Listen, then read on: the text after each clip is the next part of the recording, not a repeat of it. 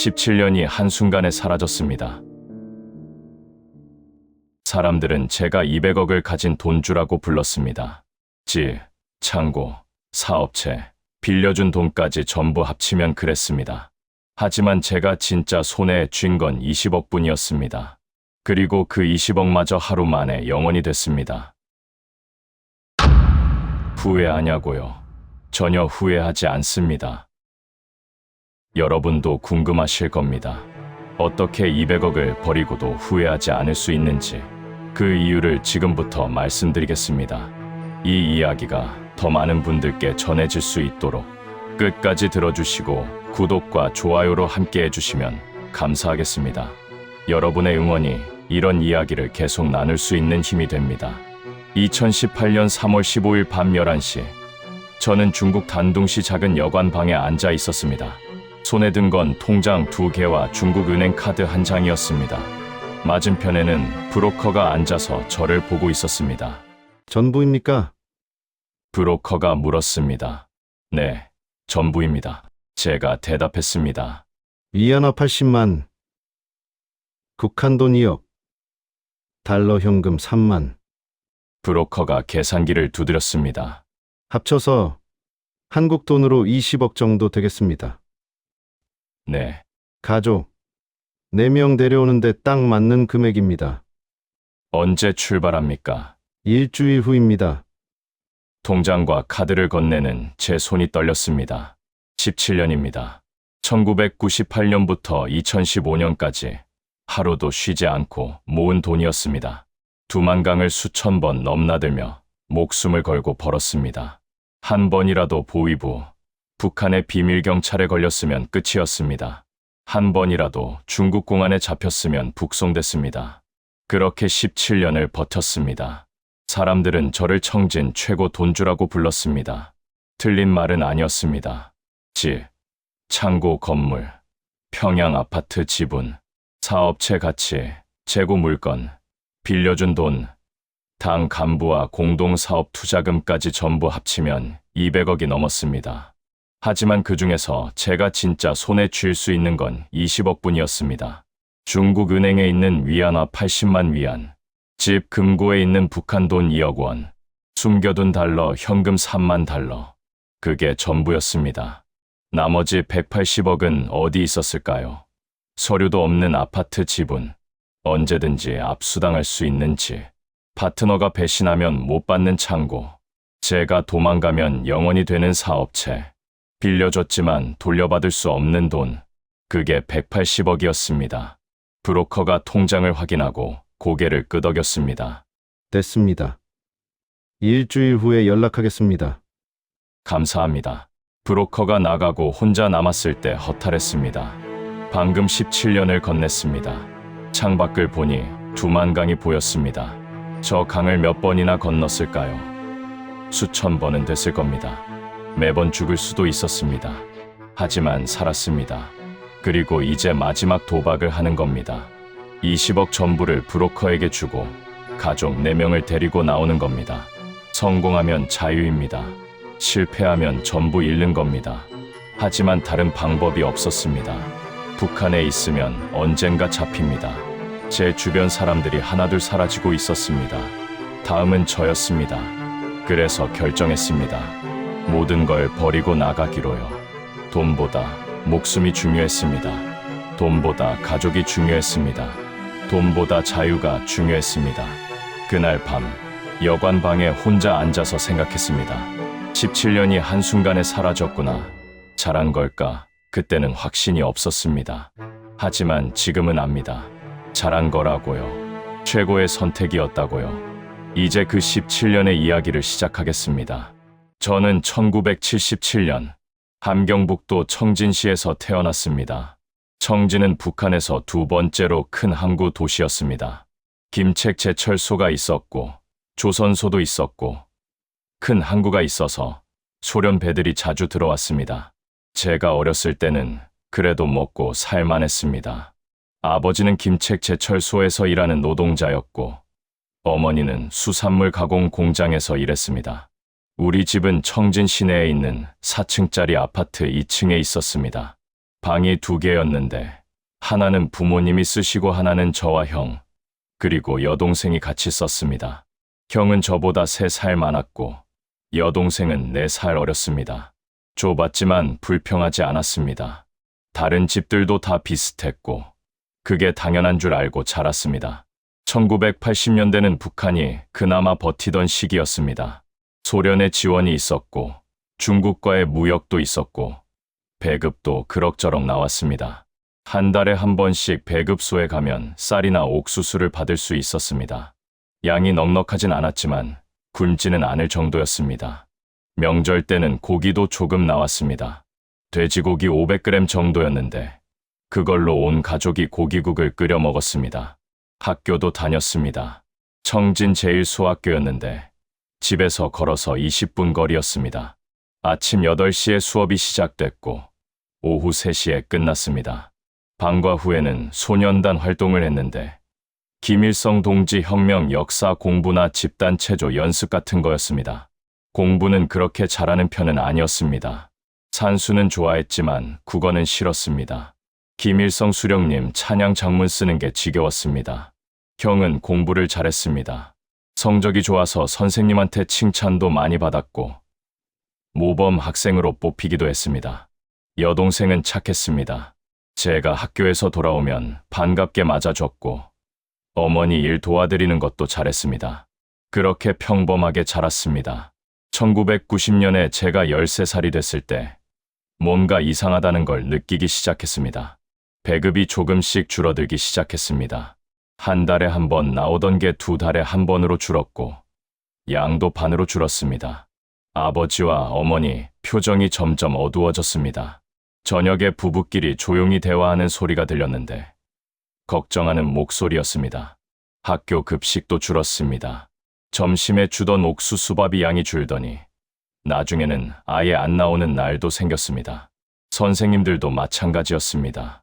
어떤 선생님은 수업 시간에 기운이 없어 보였고 어떤 선생님은 자주 쉬었습니다. 1991년에 소련이 무너졌다는 소식을 들었습니다. 학교에서는 소련이 사회주의를 배신했다고 가르쳤지만 정확히 무슨 뜻인지 이해하기 어려웠습니다. 하지만 그 후로 상황이 더 나빠진 건 확실히 느낄 수 있었습니다. 1992년부터 배급이 거의 끊겼습니다. 나올 때도 있고 안 나올 때도 있는데 예측할 수 없었습니다. 어머니가 장마당에 나가기 시작했습니다. 장마당은 청진 시내에 있는 큰 시장이었습니다.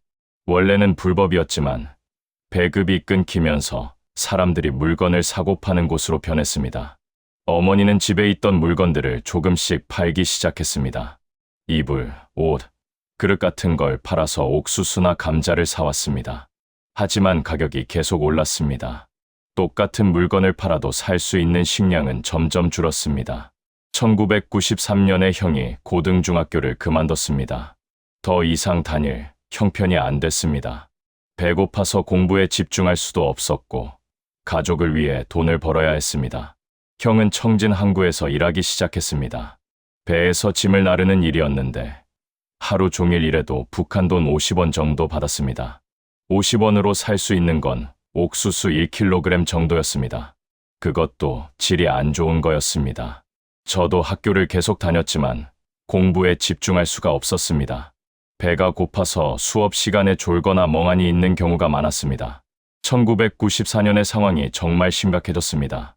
동네에서 사람들이 죽기 시작했습니다. 처음에는 노인들이 먼저 죽었고 그 다음은 어린아이들이었습니다. 길에서 쓰러진 사람을 보는 게 일상이 됐습니다. 처음에는 무서웠지만 너무 자주 봐서 감각이 무뎌졌습니다. 제 친구 하나가 죽었습니다. 같은 반 친구였는데 어느 날부터 학교에 안 나왔습니다. 며칠 후에 소식을 들었는데 굶어서 죽었다고 했습니다. 15살이었습니다. 그게 시작이었습니다. 그 후로 친구들이 하나둘 사라졌습니다. 어떤 친구는 다른 지역으로 이사 갔고 어떤 친구는 죽었고 어떤 친구는 그냥 학교에 안 나왔습니다. 1995년에 저도 학교를 그만뒀습니다. 17살이었는데 더 이상 다닐 이유가 없었습니다. 일을 해야 했습니다. 가족을 위해서요. 형을 따라 청진 항구로 갔습니다. 집 나르는 일을 시작했는데 하루 종일 일해도 100원 정도 받았습니다. 그것도 매일 있는 일이 아니었습니다. 배가 들어오는 날만 일이 있었고 안 들어오는 날도 많았습니다.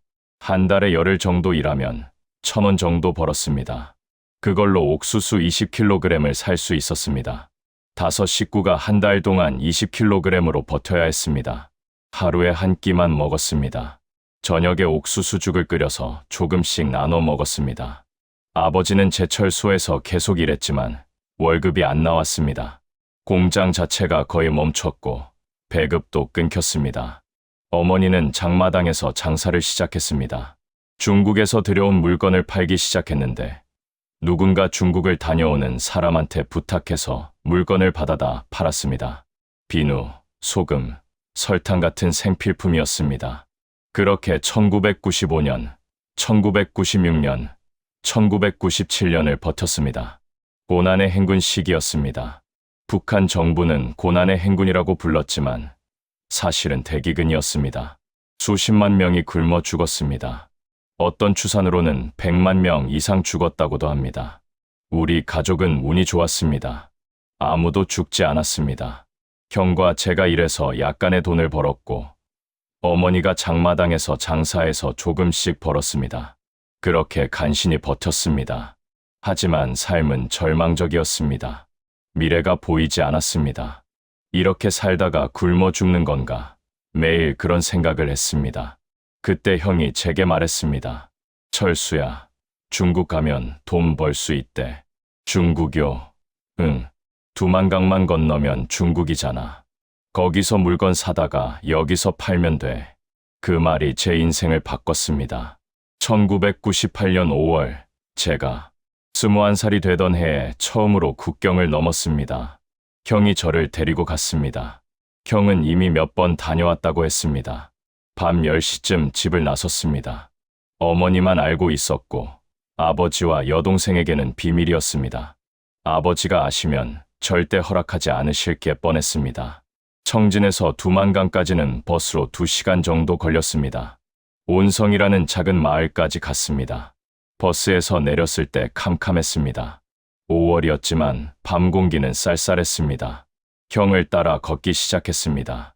1시간쯤 걸었을 때 강이 보였습니다. 두만강이었습니다. 멀리서 보니 그렇게 크지 않았습니다. 강폭이 50m 정도 되어 보였습니다. 건너편에 불빛이 몇 개 보였는데 중국 마을이라고 형이 말했습니다.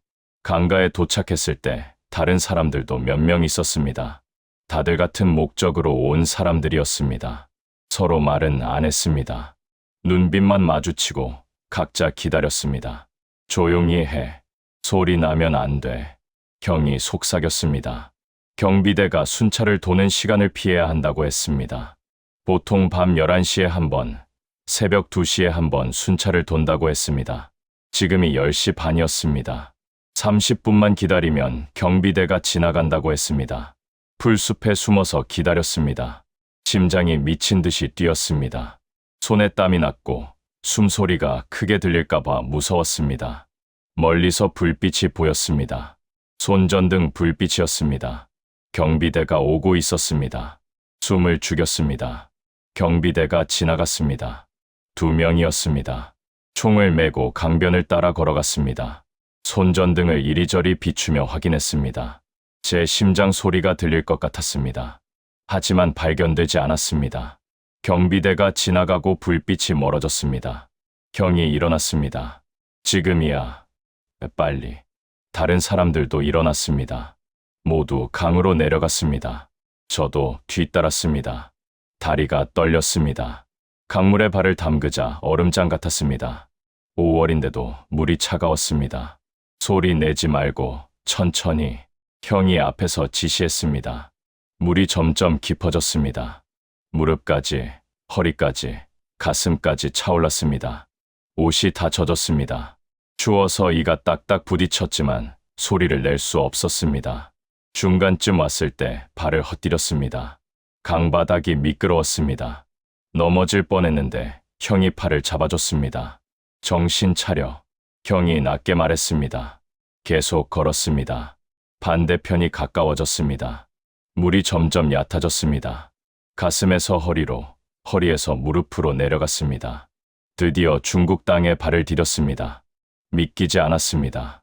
국경을 넘었다는 게, 중국에 왔다는 게 실감이 안 났습니다. 빨리 올라와. 아직 안전한 게 아니야. 형이 툭 위로 올라가며 말했습니다. 저도 기어올랐습니다. 온몸이 물에 젖어서 무거웠습니다. 툭 위에 올라서니 중국 마을 불빛이 보였습니다. 생각보다 가까웠습니다. 저기가 조선 쪽 마을이야. 거기 가면 물건 살 수 있어. 형이 가리켰습니다. 걸어서 20분쯤 걸렸습니다. 온몸이 얼어붙는 것 같았습니다. 5월이었지만 밤 기운은 추웠고 젖은 옷을 입고 있으니 더 추웠습니다. 작은 집 앞에서 형이 문을 두드렸습니다. 잠시 후 문이 열렸습니다. 50대쯤 되어 보이는 남자가 나왔습니다. 조선 쪽이었습니다. 왔어? 남자가 형과 인사를 나눴습니다. 아는 사이였습니다. 동생이야. 오늘 처음 데리고 왔어. 형이 저를 소개했습니다. 들어와. 남자가 문을 열어줬습니다. 안으로 들어가니 따뜻했습니다.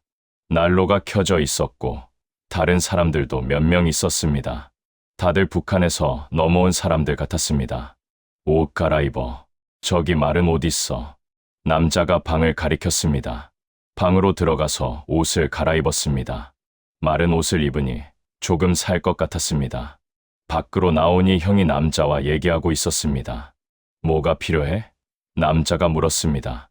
라면이랑 설탕이랑 소금. 형이 대답했습니다.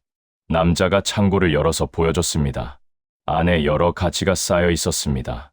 라면, 설탕, 소금, 비누, 담배, 라이터 같은 생활용품들이었습니다. 형이 라면 50개, 설탕 5kg, 소금 5kg을 샀습니다. 돈은? 남자가 물었습니다. 형이 주머니에서 돈을 꺼냈습니다. 북한 돈과 중국 위안화를 섞어서 냈습니다. 남자가 세어보고 고개를 끄덕였습니다. 됐어. 다음에 또 와. 물건을 배낭에 넣고 다시 강으로 향했습니다. 왔던 길을 되돌아가야 했습니다. 이번에는 짐이 있어서 더 무거웠습니다. 하지만 이 물건들을 북한에서 팔면 돈이 된다는 생각에 힘이 났습니다. 다시 강을 건넜습니다. 올 때보다는 덜 무서웠습니다. 한번 해봤으니까 요령이 생겼습니다. 무사히 북한 쪽에 도착했을 때 안도의 한숨이 나왔습니다. 잘했어. 형이 제 어깨를 두드렸습니다. 집으로 돌아가는 길에 형이 말했습니다. 이제 알겠지? 별거 아니야. 네. 형, 이거 팔면 한 달은 먹고 살 수 있을 거야. 한 달치 생활비를 하룻밤에 번 거였습니다. 그때 깨달았습니다. 이게 돈 버는 방법이구나. 집에 도착하니 어머니가 기다리고 계셨습니다. 무사히 왔구나. 다치지는 않았니? 괜찮아요.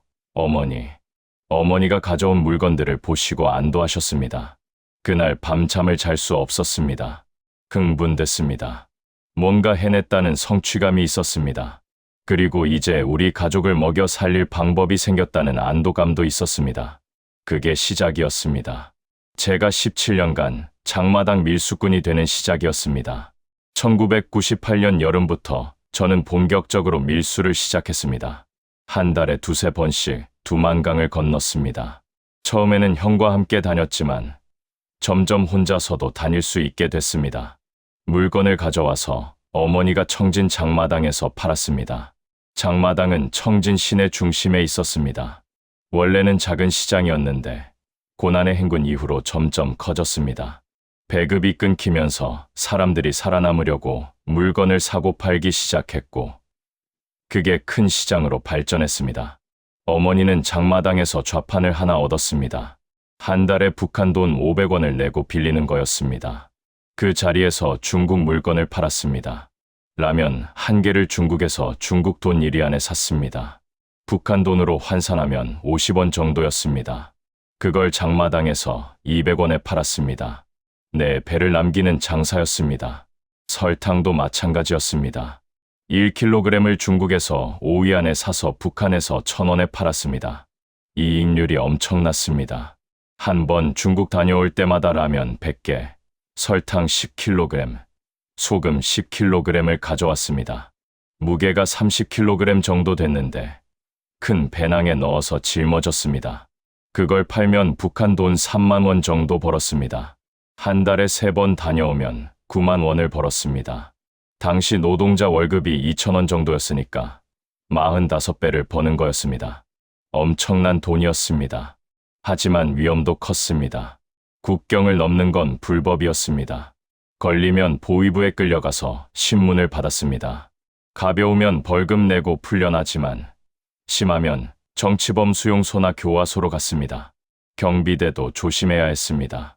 밤에 강을 건널 때 총을 쏘는 경우도 있었습니다. 실제로 총에 맞아서 죽은 사람들도 많았습니다. 제 주변에서도 2~3명이 죽었습니다. 한 명은 강을 건너다가 총에 맞았습니다. 경비대가 쏜 총에 맞아서 강물에 빠져 죽었습니다. 시체는 찾지 못했습니다. 한 명은 중국 공안에 잡혀서 북송됐습니다. 북한으로 돌아와서 교화소로 갔고 거기서 죽었다는 소식을 들었습니다. 매번 목숨을 걸었습니다. 하지만 계속했습니다. 안 하면 굶어 죽으니까요. 1999년이 되면서 저는 더 대담해졌습니다. 이제는 단순히 생필품만 가져오는 게 아니라 더 비싼 물건들도 가져오기 시작했습니다. 의류, 신발, 화장품 같은 거였습니다. 특히 중국산 운동화가 잘 팔렸습니다. 한 켤레를 중국에서 10위안에 사서 북한에서 2,000원에 팔았습니다.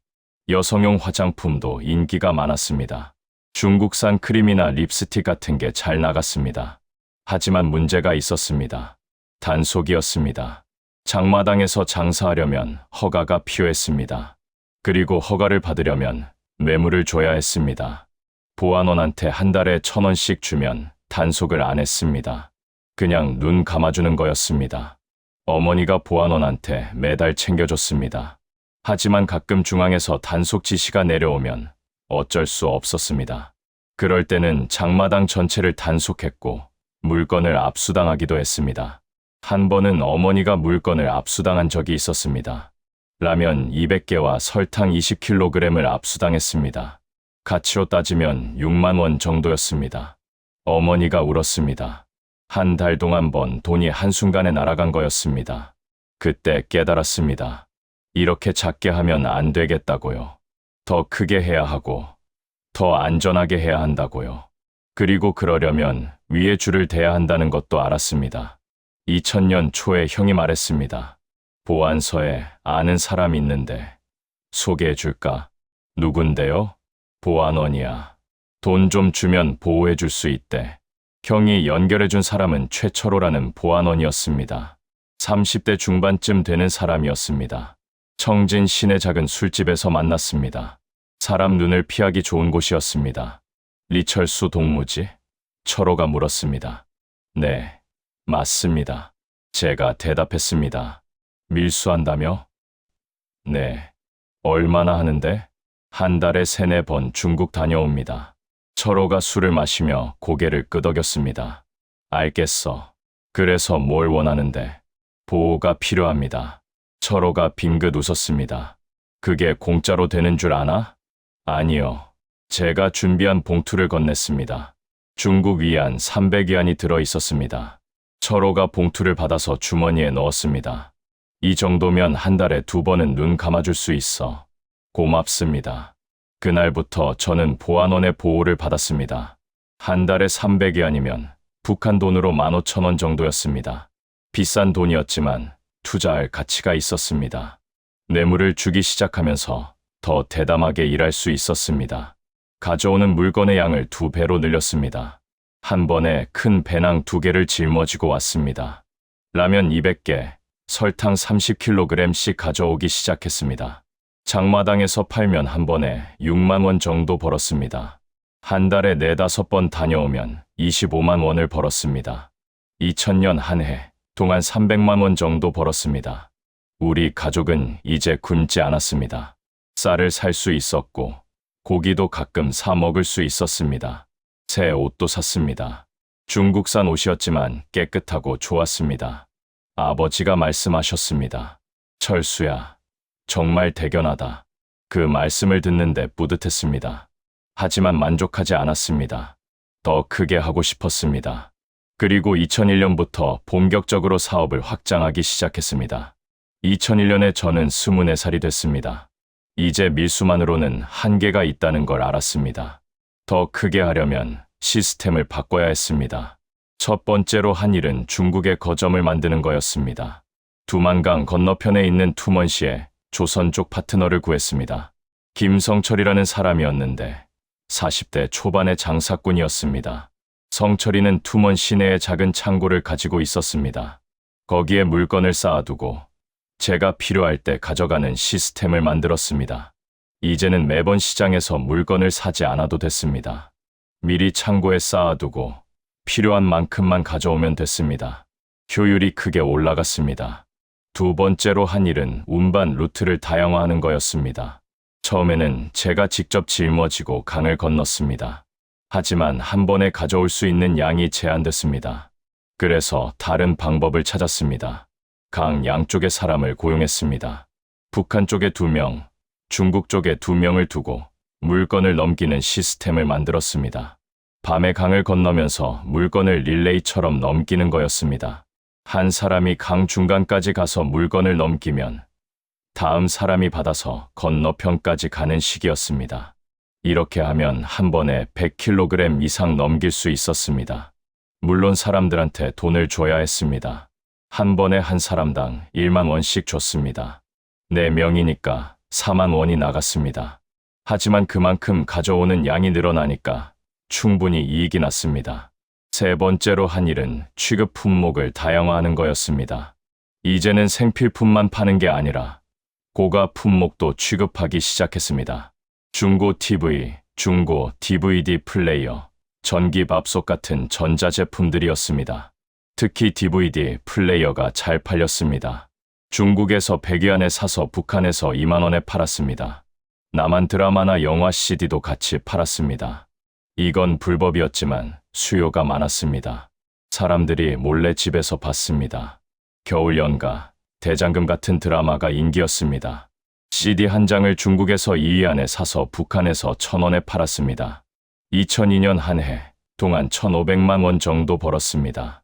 전년도에 비해 5배가 늘었습니다. 이제 우리 집은 청진에서 제법 사는 집이 됐습니다. 더 큰 아파트로 이사했습니다. 방이 3개인 곳이었습니다. 가전제품도 샀습니다. TV, 냉장고, 세탁기를 중국에서 들여왔습니다. 여동생이 결혼했습니다. 같은 장마당에서 장사하는 청년과 만나서 결혼했습니다. 결혼식 비용을 제가 댔습니다. 형도 장사를 시작했습니다.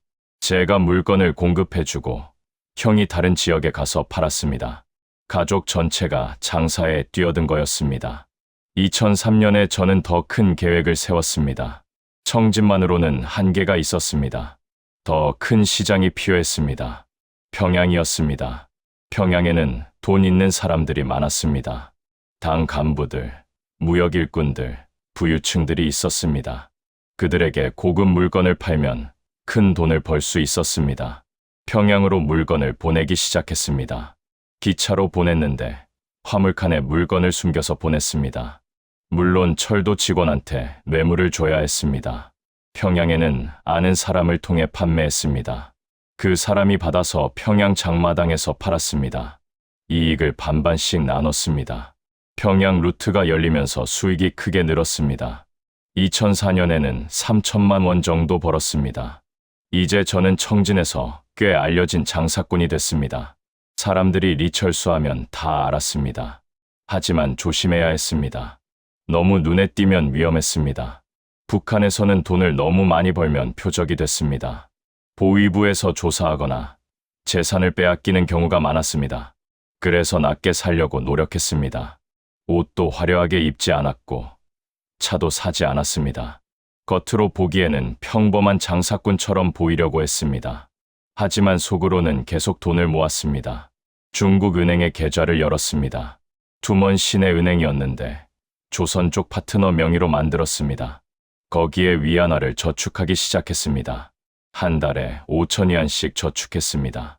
1년이면 6만 위안이었습니다. 북한 돈으로는 3천만 원 정도였습니다. 2005년에 큰 사건이 하나 있었습니다. 화폐 개혁이었습니다. 북한 정부가 갑자기 화폐를 바꿨습니다. 9권 100원을 신권 1원으로 바꾼다고 했습니다. 그리고 한 사람당 바꿀 수 있는 한도를 10만 원으로 제한했습니다. 말이 10만 원이지 9권으로는 1000만 원이었습니다. 제가 가지고 있던 북한 돈이 2천만 원 정도였습니다. 그 중에 1000만 원만 바꿀 수 있고 나머지 1000만 원은 휴지가 되는 거였습니다. 많은 사람들이 돈을 잃었습니다. 평생 모은 돈이 하룻밤 사이에 사라졌습니다. 하지만 저는 괜찮았습니다. 대부분의 돈을 중국 계좌에 넣어뒀기 때문입니다. 중국 위안화는 영향을 받지 않았습니다. 그때 다시 한번 깨달았습니다. 북한 돈을 믿으면 안 된다고요. 언제든지 휴지가 될 수 있다고요.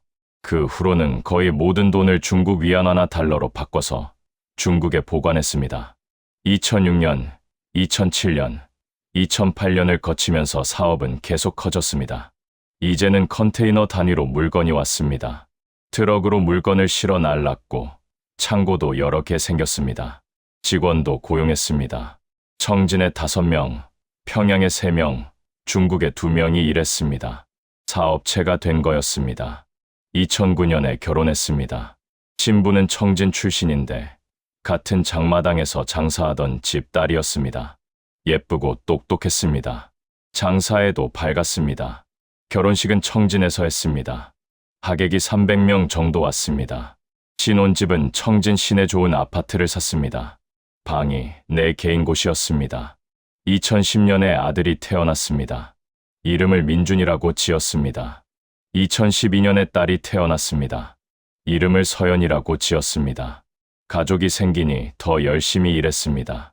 아이들에게 좋은 환경을 만들어주고 싶었습니다. 장마당에서는 제가 청진 최고 돈주 소리를 들었습니다. 하지만 집에 돌아오면 저도 그냥 평범한 아버지였습니다. 민준이 숙제 봐주고 서연이 재우고 아내랑 저녁 먹으면서 내일 뭐 먹을까 얘기하고 그게 제 진짜 일상이었습니다. 하지만 그 평범한 일상이 언젠가 무너질 거라는 걸 저는 알고 있었습니다. 2013년부터는 더 큰 사업을 시작했습니다. 당 간부 1명과 손을 잡았습니다. 그 간부는 평양의 무역회사에서 일하는 사람이었습니다. 수입차 허가를 내줄 수 있는 위치였습니다. 제가 자본을 대고 그 간부가 허가를 내주는 구조였습니다. 중국에서 중고 벤츠와 BMW를 사서 북한으로 들여왔습니다. 한 대를 중국에서 위안화 5만 위안에 사서 북한에서 북한 돈 1000만 원에 팔았습니다. 한 대 팔 때마다 간부한테 30%를 줬습니다. 제 몫은 70%였습니다.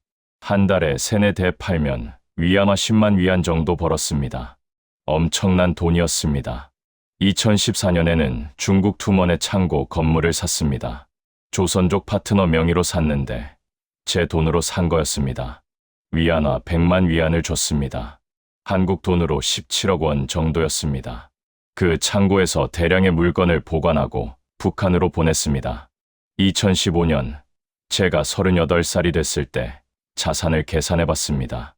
중국 은행 계좌, 집 금고 현금, 달러까지 합치면 20억 원, 청진 집 한 채, 중국 투몬 창고 건물, 평양 아파트 지분, 사업체 가치, 물건 재고, 사람들한테 빌려준 돈, 당 간부와 공동사업 투자금, 전부 합치면 200억이 넘었습니다.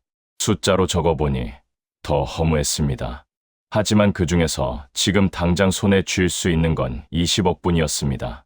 나머지 180억은 어디 있었을까요?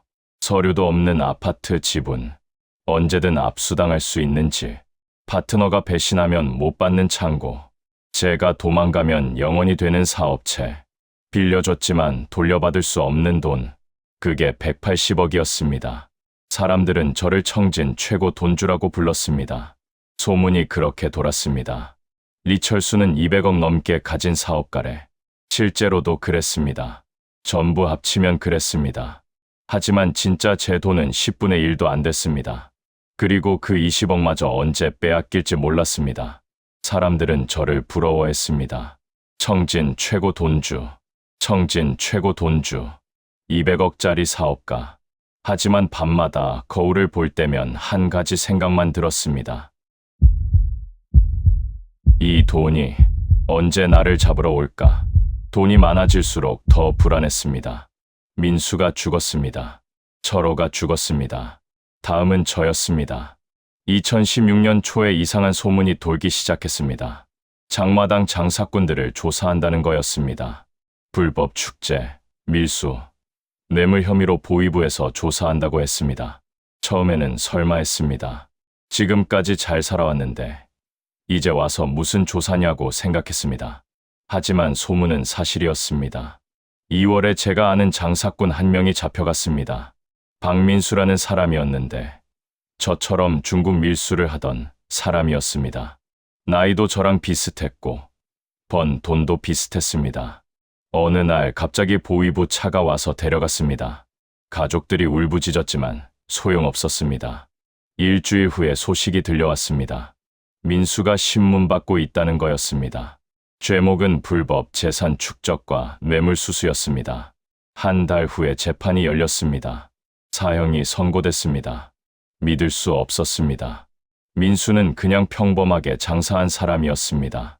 저처럼 가족 먹여 살리려고 밀수한 것뿐이었습니다. 하지만 사형이었습니다. 다음 주에 공개 처형이 집행됐습니다. 2016년 2월 27일 오전 10시 청진 시내 수남시장 앞 광장에 10,000명이 모였습니다. 저도 가야 했습니다. 안 가면 의심받으니까요. 앞줄에 서 있었습니다. 너무 가까웠습니다. 군인들이 민수를 끌고 나왔습니다. 민수 얼굴이 보였습니다. 왼쪽 눈이 멍들어 있었고 입술이 터져 있었습니다. 고문당한 흔적이었습니다. 민수가 절뚝거렸습니다. 다리가 부러진 것 같았습니다. 기둥에 묶였습니다. 사회자가 죄목을 낭독하기 시작했습니다. 반당 반혁명 분자 박민수는 목소리가 광장에 울렸습니다. 불법 재산 축적, 뇌물수수, 반동사상 유포, 말도 안 되는 죄목이었습니다. 민수는 반동사상 같은 거 유포한 적 없었습니다. 하지만 아무도 항변할 수 없었습니다. 민수가 고개를 들었습니다. 광장을 둘러봤습니다. 저와 눈이 마주쳤습니다. 민수가 저를 봤습니다. 입 모양으로 뭔가 말하는 것 같았습니다. 조심해. 그렇게 말한 것 같았습니다. 사회자가 낭독을 끝냈습니다. 혁명의 이름으로 사형을 집행한다. 군인 3명이 총을 들었습니다. 제 발에 총소리가 울렸습니다. 민수가 쓰러졌습니다. 피가 흘렀습니다. 붉은 피가 땅에 스며들었습니다. 사람들이 박수를 쳤습니다. 혁명 만세, 수령님 만세. 저도 박수를 쳐야 했습니다. 손이 떨렸습니다. 하지만 쳐야 했습니다. 안 치면 다음은 제 차례니까요. 박수 소리가 광장에 울렸습니다. 민수 시신이 거기 누워 있었습니다. 17년 친구였습니다. 같이 강을 건너던 친구였습니다. 같이 술 마시던 친구였습니다. 이제 죽었습니다. 집으로 돌아오는 길에 계속 생각했습니다. 내일은 나다. 다음은 나다. 3월에 또 한 명이 잡혀갔습니다. 김철호라는 사람이었는데 평양에서 장사하던 사람이었습니다.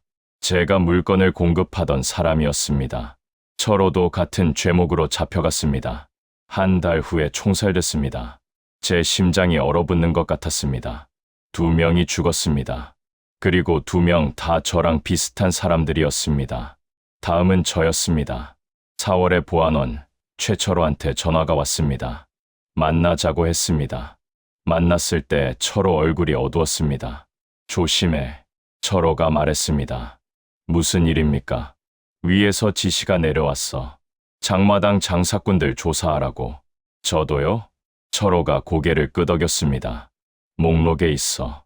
목록이요? 부자들 목록이야. 너도 거기 있어. 심장이 내려앉는 것 같았습니다. 어떻게 해야 합니까? 모르겠어. 내가 어떻게 할 수 있는 문제가 아니야. 철호가 한숨을 쉬었습니다. 돈을 더 드리면 소용없어. 이번은 달라. 김정은 동지 직접 지시야. 김정은 직접 지시. 그 말이 모든 걸 끝냈습니다. 집에 와서 아내한테 말했습니다. 위험할 것 같아. 아내가 놀라며 물었습니다. 뭐가 위험해요? 보위부에서 조사한대. 우리도요? 내가 목록에 있대. 아내 얼굴이 창백해졌습니다. 그날 밤 잠을 못 잤습니다. 창밖을 보니 별이 보였습니다. 청진 하늘에 별이 가득했습니다. 저 별 아래 어딘가에 자유가 있을까? 처음으로 탈북을 생각했습니다. 하지만 쉽게 결정할 수 없었습니다. 사람들이 말하는 200억이 있었습니다. 17년 동안 모은 재산이었습니다. 가족도 있었습니다. 아내와 아이 둘이었습니다. 다 버리고 도망갈 수 있을까? 고민만 하다가 5월이 지나갔습니다. 6월에 세 번째 사람이 잡혀갔습니다. 이번에는 여자였습니다. 장마당에서 옷 장사하던 사람이었습니다.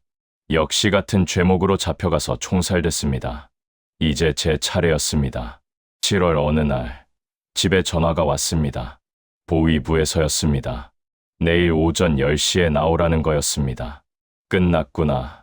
그날 밤 아내와 아이들을 봤습니다. 민준이는 6살, 서연이는 4살이었습니다. 자고 있는 아이들 얼굴을 한참 봤습니다. 미안해. 아빠가 지켜주지 못해서. 다음 날 아침 보위부에 갔습니다. 7월 28일 오전 10시 청진 보위부 본부 건물 3층. 계단을 올라갈 때 다리가 떨렸습니다. 복도가 좁고 어두웠습니다. 곰팡이 냄새가 났습니다. 조사실 문이 열렸습니다. 안으로 들어가니 조사관 2명이 앉아 있었습니다. 한 명은 50대, 한 명은 30대였습니다. 50대 조사관이 담배를 피우고 있었습니다. 연기가 방 안에 가득했습니다. 앉으시오. 조사관이 의자를 가리켰습니다. 앉았습니다. 벽에 김일성 초상화가 걸려 있었습니다. 붉은 액자였습니다. 그 초상화가 저를 내려다보는 것 같았습니다. 리철수 동무 맞습니까? 네, 맞습니다. 직업이 뭡니까? 장마당 장사입니다. 얼마나 벌었습니까? 목이 말랐습니다. 한 해에 수천만 원 정도입니다.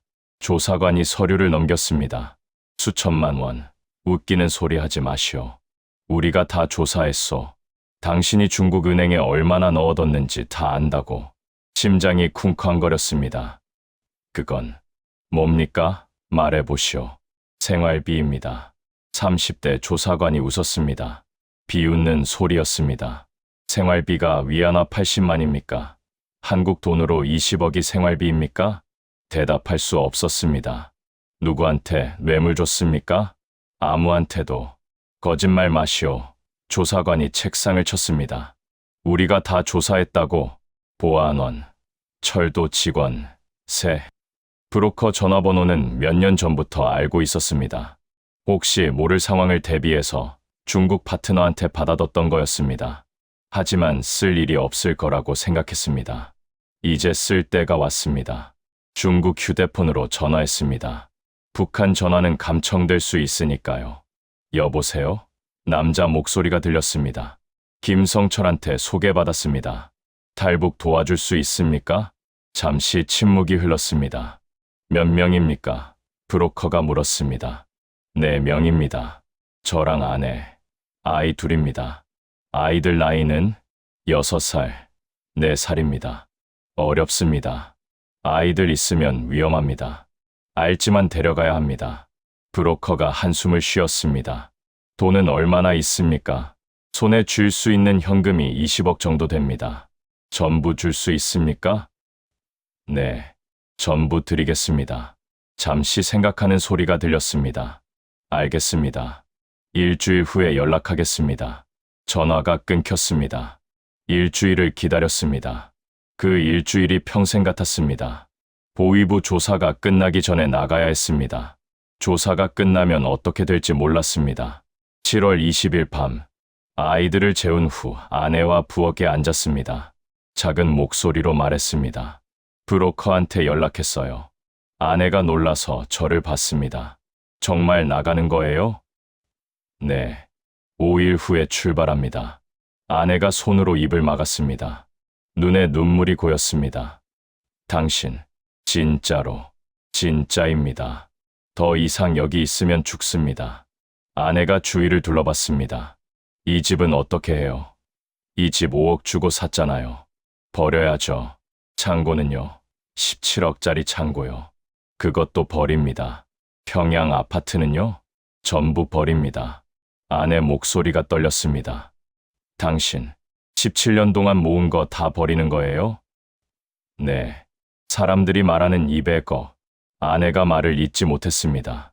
손에 쥘 수 있는 건 20억 뿐이에요. 그리고 그 20억도 브로커한테 다 줘야 합니다. 그럼 우리한테 남는 건 뭐예요? 자유입니다.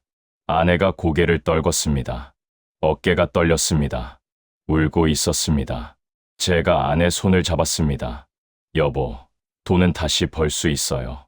하지만 목숨은 하나뿐이에요. 민수 봤잖아요. 철호도 봤잖아요. 다음은 저예요. 아내가 고개를 들었습니다. 눈물이 흘러내렸습니다. 민준이랑 서연이는요? 데려갑니다. 위험하지 않아요? 위험합니다. 하지만 여기 두고 가는 게 더 위험합니다. 제가 죽으면 연좌제로 아이들도 끝입니다. 아내가 고개를 끄덕였습니다. 알았어요. 가요. 같이 가요. 고마워요. 아내가 웃으며 눈물을 닦았습니다. 17년 동안 모았는데 웃기네요. 다 버리고 가는 거잖아요. 그래도 우리는 살아있잖아요. 네, 살아있죠. 그날 밤 창밖을 봤습니다. 청진 야경이 보였습니다. 5일 후면 마지막으로 보는 풍경입니다. 아내가 옆에 와서 섰습니다. 후회 안 해요? 아내가 물었습니다. 전혀요. 200억 버리는데요. 돈보다 소중한 게 있어요. 뭔데요? 당신이요. 민준이요. 서연이요. 아내가 웃었습니다. 눈물 섞인 웃음이었습니다. 바보 같은 소리.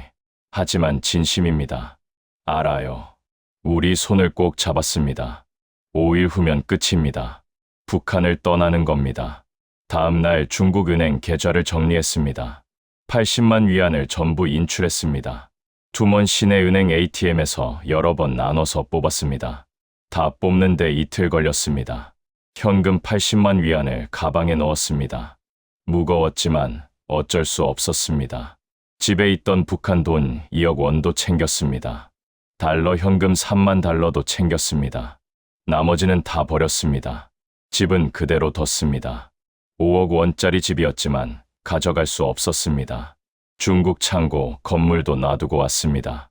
17억 원짜리 건물이었지만 어쩔 수 없었습니다. 평양 아파트 지분 30억 원도 포기했습니다. 사업체 가치 50억 원도 버렸습니다. 재고 30억 원도 놔두고 왔습니다. 빌려준 돈 35억 원도 돌려받을 수 없었습니다. 당 간부와 공동사업 투자금 26억 원도 포기했습니다. 손에 쥔 건 20억 뿐이었습니다. 7월 24일 밤 가족들한테 인사했습니다. 어머니는 울었습니다. 형도 울었습니다. 여동생도 울었습니다. 살아서 연락할게요. 제가 말했습니다. 조심해라. 어머니가 손을 꼭 잡으셨습니다. 다시 올 수 있을까? 아마 못 올 거였습니다. 7월 25일 아침 평범하게 일어났습니다. 이웃들이 의심하면 안 되니까 평소처럼 행동했습니다. 장마당에 나가는 척했습니다. 하지만 돌아오지 않을 거였습니다. 오후에 집에 와서 작은 가방 하나만 챙겼습니다. 옷 몇 벌, 아이들 옷, 돈, 가족 사진. 그게 전부였습니다. 저녁 7시, 출발 1시간 전, 민준이와 서연이를 불렀습니다. 민준아, 서연아. 네, 아빠. 두 아이가 달려왔습니다. 우리 오늘 여행 가는 거야. 민준이가 신나서 물었습니다. 어디 가요? 먼 곳이야. 아주 먼 곳. 서연이가 손뼉을 쳤습니다.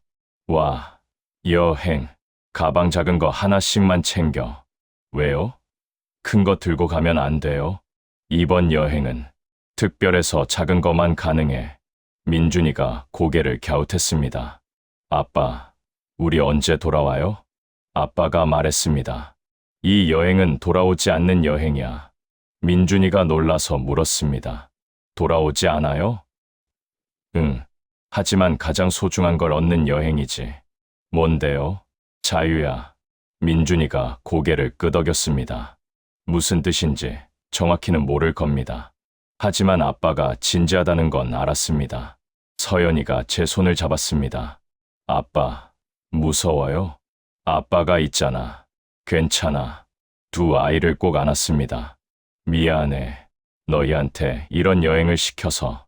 하지만 이게 최선이야. 너희를 지키는 유일한 방법이야.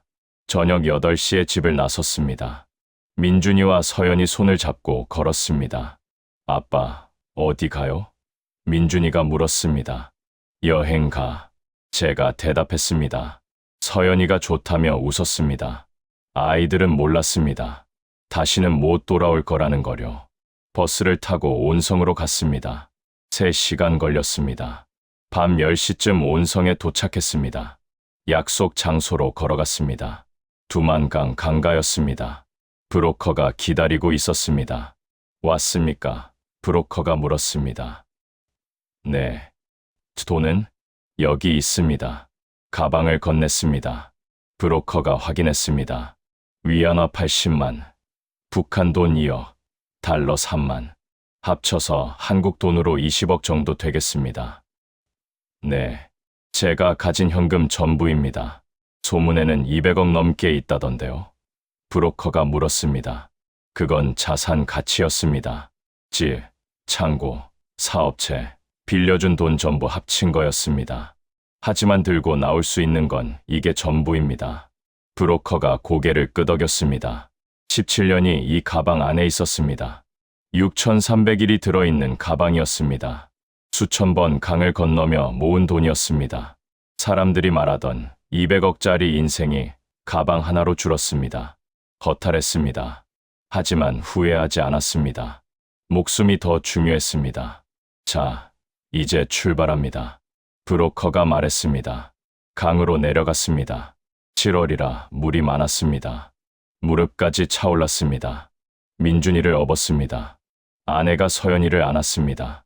천천히 강을 건넜습니다. 어두웠습니다. 달이 없는 밤이었습니다. 물소리만 들렸습니다. 중간쯤 왔을 때 민준이가 물었습니다. 아빠, 무서워요. 괜찮아. 아빠가 있잖아.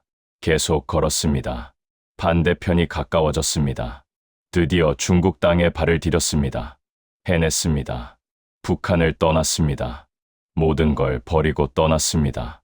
뒤돌아보니 북한 쪽 불빛이 보였습니다. 안녕. 다시는 못 올 거였습니다. 하지만 괜찮았습니다. 이제 자유였습니다. 중국 투먼에서 이틀을 보냈습니다. 브로커가 안전 가옥에 숨겨줬습니다. 작은 집이었는데 다른 탈북자들도 몇 명 있었습니다. 다들 비슷한 사연이었습니다. 목숨 걸고 나온 사람들이었습니다. 브로커가 설명했습니다. 여기서 한국까지 가는 루트요. 중국 횡단에서 라오스, 그 다음 태국, 마지막으로 한국입니다. 얼마나 걸립니까? 2~3달 걸립니다. 긴 여정이었습니다.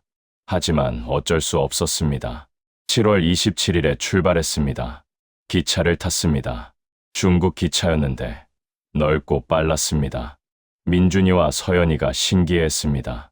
처음 타는 기차였습니다. 창밖을 보며 말했습니다. 아빠, 저기 봐요. 건물이 엄청 많아요. 중국은 북한과 달랐습니다. 도시가 크고 화려했습니다. 사람들도 많았고 차도 많았습니다. 며칠을 기차 타고 갔습니다. 쿤밍이라는 도시에 도착했습니다. 중국 남쪽이었습니다. 거기서 버스로 갈아탔습니다. 라오스 국경까지 가는 버스였습니다. 하루 종일 버스에서 보냈습니다. 저녁에 국경에 도착했습니다. 브로커가 미리 준비한 사람이 기다리고 있었습니다. 밤에 국경을 몰래 넘었습니다. 라오스 땅에 들어왔습니다. 거기서 또 버스를 탔습니다. 이틀을 달려서 태국 국경까지 갔습니다. 힘들었습니다. 민준이와 서연이가 힘들어했습니다. 아빠, 언제 도착해요? 민준이가 물었습니다. 조금만 참아. 곧 도착해. 거짓말이었습니다. 아직 한참 남았습니다. 하지만 아이들한테 희망을 줘야 했습니다. 8월 중순에 태국에 도착했습니다. 방콕 근처였습니다. 브로커가 말했습니다. 이제 경찰에 자수하십시오. 자수요? 네. 탈북자라고 하면 한국 대사관으로 보내줍니다. 알겠습니다. 다음 날 경찰서에 갔습니다. 탈북자입니다. 한국 가고 싶습니다. 말을 하는데 목소리가 떨렸습니다. 여기서 잘못 말하면 북송이었습니다. 경찰이 고개를 끄덕이고 어딘가로 전화했습니다. 이민국 수용소로 갔습니다. 거기서 일주일을 기다렸습니다. 한국 대사관 직원이 왔습니다. 인터뷰를 했습니다. 이름, 출신, 직업을 물었습니다. 장마당 장사꾼이었다고 대답했습니다. 얼마나 벌었냐고 물었습니다. 자산이 200억쯤 됐다고 했더니 놀라는 표정이었습니다. 왜 다 버리고 왔냐고 물었습니다. 살려고 왔다고 대답했습니다. 2주 후에 출국 허가가 났습니다. 비행기 표를 받았습니다. 인천행이었습니다. 2018년 9월 1일 비행기에 올랐습니다. 민준이와 서연이가 창밖을 봤습니다. 처음 타는 비행기였습니다. 비행기가 이륙했습니다. 구름 위로 올라갔습니다. 창밖을 보니 하늘이 보였습니다. 북한이 저 아래 어딘가에 있었습니다. 안녕. 마음속으로 말했습니다. 3시간 후에 인천공항에 도착했습니다. 한국 땅을 밟았습니다. 믿기지 않았습니다. 해냈습니다. 국정원 직원들이 기다리고 있었습니다. 차를 타고 조사시설로 갔습니다. 한 달 동안 조사받았습니다. 스파이가 아닌지 확인하는 거였습니다. 매일 질문에 답했습니다. 10월에 조사가 끝났습니다. 하나원으로 갔습니다.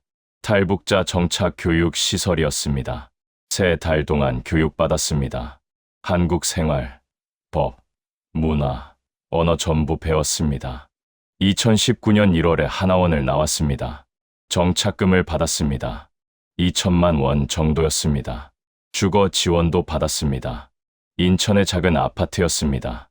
방 2개였습니다. 민준이와 서연이가 좋아했습니다. 드디어 우리 집이 생겼습니다. 하지만 돈은 없었습니다. 북한에서 200억짜리 인생을 살았습니다. 이제 영원에서 시작입니다. 일자리를 찾기 시작했습니다. 공장 일을 구했습니다. 인천에 있는 작은 공장이었습니다. 월급이 200만 원이었습니다. 북한에 있을 때는 한 달에 수천만 원 벌었습니다. 이제는 200만 원입니다. 하지만 괜찮았습니다. 합법적으로 번 돈이었습니다. 누가 빼앗지 않는 돈이었습니다. 안전했습니다. 민준이와 서연이를 학교에 보냈습니다. 민준이는 초등학교 1학년, 서연이는 유치원에 갔습니다. 처음에는 적응하기 힘들어했습니다. 언어도 다르고 문화도 달랐습니다. 하지만 점점 적응했습니다.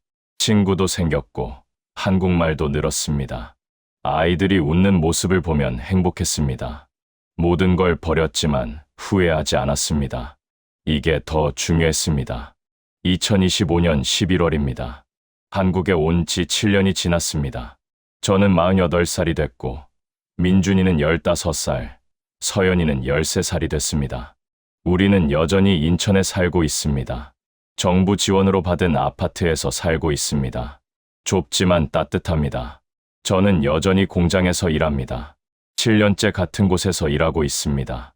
월급이 조금 올라서 지금은 280만 원 정도 받습니다. 북한에 있을 때보다 훨씬 적은 돈입니다. 하지만 행복합니다. 밤에 잠잘 때 편합니다. 누가 문 두드릴까봐 두렵지 않습니다. 아침에 일어나서 출근할 때 자유롭습니다. 어디든 갈 수 있습니다. 민준이는 중학교 3학년입니다. 공부를 잘합니다. 수학을 특히 좋아합니다. 꿈이 엔지니어라고 합니다. 뭔가를 만드는 일을 하고 싶다고 합니다. 서연이는 중학교 1학년입니다. 밝고 활발합니다. 그림 그리는 걸 좋아합니다. 미술 선생님이 되고 싶다고 합니다. 아이들이 꿈을 가질 수 있다는 게 감사합니다. 북한에 있었으면 불가능했을 겁니다. 주말에는 가족이 같이 시간을 보냅니다. 공원에 가거나 영화를 보거나 그냥 집에서 쉽니다. 평범한 일상입니다. 하지만 그게 행복입니다. 가끔 북한 생각이 납니다.